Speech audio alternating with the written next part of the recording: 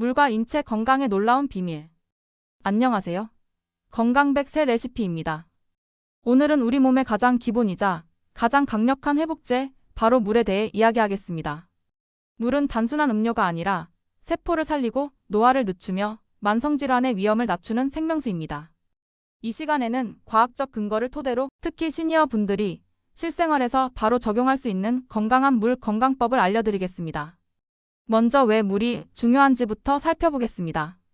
우리 몸의 약 60%에서 70%는 물로 구성되어 있습니다. 신생아일 때 수분 비율이 가장 높고 나이가 들수록 수분 비율이 떨어집니다. 따라서 체내 수분 비율이 높을수록 노화가 늦춰진다고 볼 수 있습니다. 우리 인체의 모든 장기와 세포에 수분이 포함되어 있는데 심장, 뇌, 신장, 근육 등 모든 기관은 충분한 수분이 있을 때 최적으로 작동합니다. 물이 부족하면 피로가 쌓이고 집중력이 떨어지며 소화도 느려지고 혈압과 체온 조절에도 문제가 생깁니다. 특히 나이가 들수록 체내 수분 보유 능력이 떨어져 탈수 위험이 더 커집니다. 물을 마시는 것은 단순한 습관이 아니라 생명 유지의 핵심입니다. 물은 영양분을 운반하고 노폐물을 배출하며 체온을 조절하고 관절을 부드럽게 움직이게 합니다. 또한 점막을 촉촉하게 유지해 세균의 침입을 막아줍니다. 시니어 분들은 갈증을 덜 느끼기 때문에 갈증을 느끼기 전에 의식적으로 물을 자주 마셔야 합니다. 조금 더 깊이 들어가 보겠습니다. 우리 몸속의 물은 세포 안쪽의 세포내액과 세포 밖의 세포외액으로 나뉘어 있습니다. 이 두 영역이 균형을 유지해야 몸의 항상성이 지켜집니다. 혈액의 점도는 수분 상태에 따라 달라지고 혈액이 묽을수록 산소와 영양분이 더 잘 공급됩니다. 또한 신장은 혈액을 걸러 노폐물을 소변으로 내보내는데 이 과정도 충분한 수분이 있어야 원활하게 이루어집니다. 만성적인 탈수 상태가 지속되면 신장 결석이나 요로 감염, 변비, 심지어 고혈압 악화와도 관련될 수 있습니다. 나이가 들수록 근육량이 줄어드는데 근육은 수분을 저장하는 주요 기관입니다. 따라서 충분한 물을 마시는 것은 단순히 갈증을 푸는 행위가 아니라 근육 건강을 지키는 핵심 습관입니다. 그렇다면 하루에 얼마나 마셔야 할까요? 흔히 하루 8잔을 권장하지만 실제로는 개인마다 다릅니다. 체중과 활동량, 날씨, 질환 유무 등에 따라 다르게 계산해야 합니다. 일반적인 기준은 체중 kg당 30에서 35ml 정도입니다. 예를 들어 체중이 60kg인 분은 하루 1.8리터에서 2.1리터 정도가 적당합니다. 아침에 일어나자마자 한 컵의 물을 마시면 밤새 축적된 노폐물을 배출하고 신진대사를 깨웁니다. 식사 전 20분쯤에는 한 컵 정도의 물이 소화를 돕습니다. 운동을 할 때 땀을 많이 흘리면 운동 전과 운동 중간, 운동 후로 나누어 물과 전해질을 함께 보충해야 합니다. 이제 시니어 분들을 위한 맞춤 전략을 소개하겠습니다. 나이가 들면 신장의 여가 능력이 떨어지고 근육이 줄어들며 이뇨제 같은 약을 복용하는 경우가 많습니다. 이런 요인들이 모두 탈수 위험을 높입니다. 따라서 첫째, 한 번에 많은 양을 마시기보다 1시간마다 100에서 150ml씩 꾸준히 마시는 것이 좋습니다. 둘째, 갈증을 느낄 때까지 기다리지 말고 정해진 시간마다 물을 마시는 습관을 만드세요. 셋째, 더운 날이나 땀을 많이 흘리는 상황에서는 전해질을 함께 보충하세요. 넷째, 약을 복용하는 분들은 반드시 의료진에게 수분 섭취량을 확인해야 합니다. 다음은 물의 종류와 선택입니다. 생수, 정수된 물, 탄산수, 알칼리수, 미네랄워터 등 다양한 종류가 있습니다. 가장 중요한 것은 깨끗하고 안전한 물을 마시는 것입니다. 우리나라의 수돗물은 기준상 안전하지만 맛이 불편할 경우 정수기를 이용해도 좋습니다. 다만 정수기를 선택할 때는 지나치게 깨끗하게 걸러지는 정수기는 물속 중요 미네랄까지 모두 걸러지게 되므로 오히려 좋지 않을 수도 있습니다. 미네랄워터는 함량에 따라 효과가 다릅니다.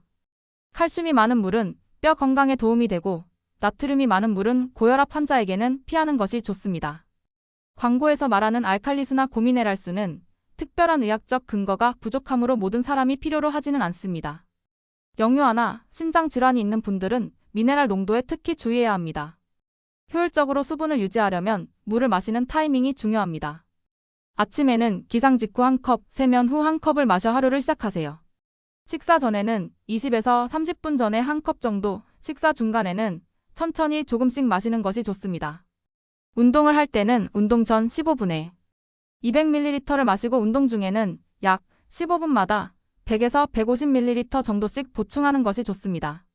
취침 전에는 너무 많은 양을 마시지 말고 저녁 식사 후 한 2시간 사이에 조금씩 수분을 유지하면 좋습니다. 생활 속에서는 물병을 항상 손 닿는 곳에 두는 것이 중요합니다. 특히 시니어 분들은 눈에 보이는 위치에 물을 두면 훨씬 자주 마시게 됩니다. 계절에 따라 또 온도에 따라 물 섭취량을 조절해야 합니다. 특히 더운 날씨나 건조한 계절에는 의식적으로 양을 늘리세요. 그리고 중요한 점, 탄산음료나 단 음료는 수분 보충용이 아닙니다. 오히려 칼로리만 높이고 탈수를 유발할 수 있습니다. 이제부터 물에 대하여 많은 분들이 오해하고 있는 진실을 바로잡아 보겠습니다.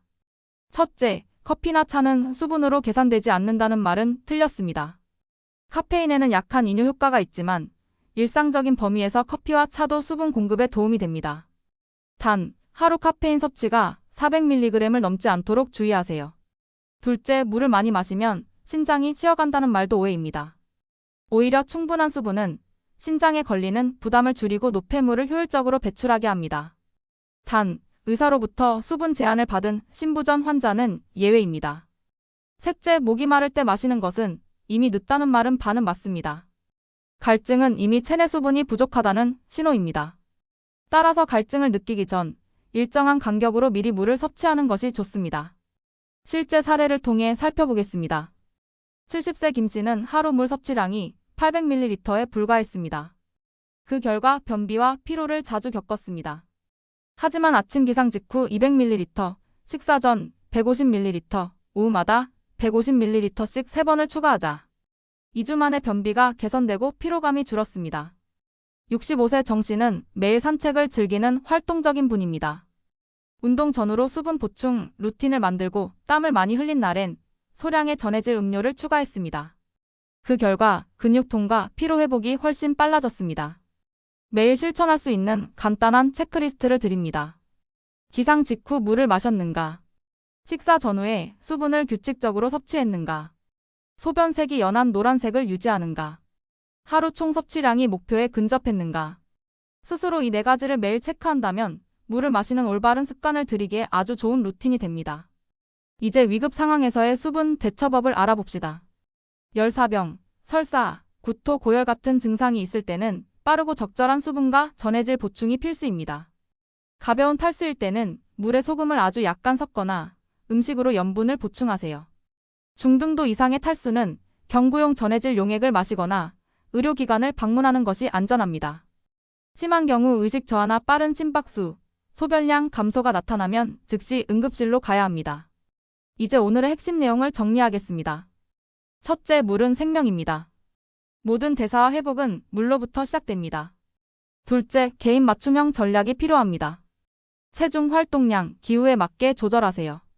셋째, 시니어는 갈증을 기다리지 말고 규칙적으로 물을 섭취해야 합니다. 넷째, 물은 단순한 액체가 아니라 전해질, 미네랄, 식사와의 균형 속에서 건강을 완성합니다. 일주일 실천 계획을 드립니다. 첫째 날, 아침 기상 직후 물 200ml 마시기 루틴을 시작하세요. 둘째와 셋째 날, 1시간마다 100에서 150ml의 물을 꾸준히 마셔보세요. 넷째와 다섯째 날, 운동 전후 수분과 전해질을 점검하세요. 여섯째와 일곱째 날, 소변색을 관찰하세요. 소변색이 연한 노란색이면 성공입니다. 거의 맥주색 정도의 연한 노란색이 표준이고 그보다 진하면 수분이 부족한 것이고 그보다 연하면 수분 과다라고 보시면 됩니다.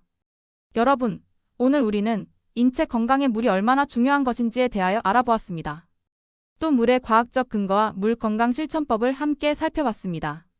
이 작은 습관 하나가 여러분의 하루를 바꾸고 장기적으로 건강을 지키는 큰 힘이 됩니다.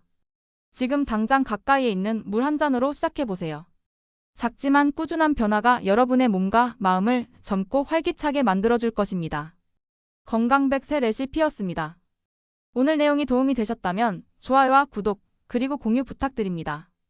다음 시간에는 더 유익하고 실천적인 건강 이야기로 찾아뵙겠습니다. 감사합니다.